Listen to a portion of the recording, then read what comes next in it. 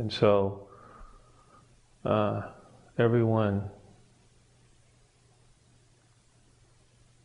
knows that they're God, really, already, but they forget.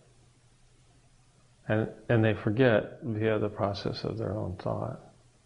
So their own thought can artificially separate themselves, seemingly, from this divine grace that we all live in.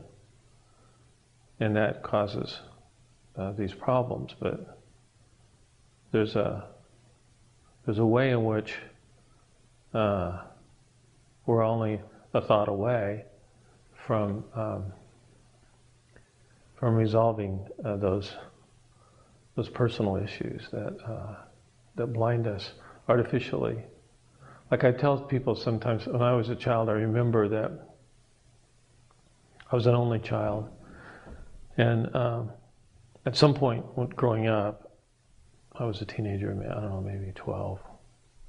I got very upset with something that had happened.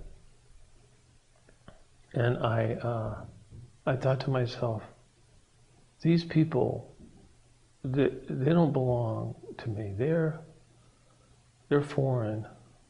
I don't belong in this family. I'm going to run away. I didn't actually accomplish running away, but I had the thought, I don't belong here. And it was a lonely thought and a devastating thought. Now, anyone who looked, if you could look at the pictures of my father and my mother, you would see clearly that I was their kid, But that didn't matter to me at that moment in time. I'd been adopted. I'd been adopted and they just hadn't told me yet. So the feeling of being disconnected and the feeling of being alone and separated was nevertheless just as real as if I were adopted, because I thought I was adopted. And that's the privilege that God has given us, in this life, is to think what we will. And you can even think thoughts that aren't true, that can really scare the dickens out of you, And that's what I did. And I think it's a metaphor for what we all do, over and over and over again. But I've seen people from all walks of life, and you talk to them,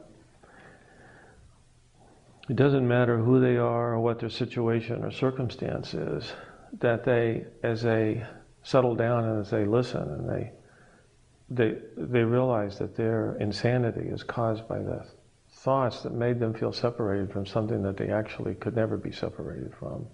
Of course, how could you be bereft in life, really? But you can certainly feel it, and it can drive you crazy. And anyone who comes out of that and finds that it was just a dream, they wake up from their psychopathology and from their loneliness and from their fear, from their insecurities, and they give up. They start to give up their their unhappiness, and that's a beautiful thing to watch. And it's universally there's one mental illness, and one cure.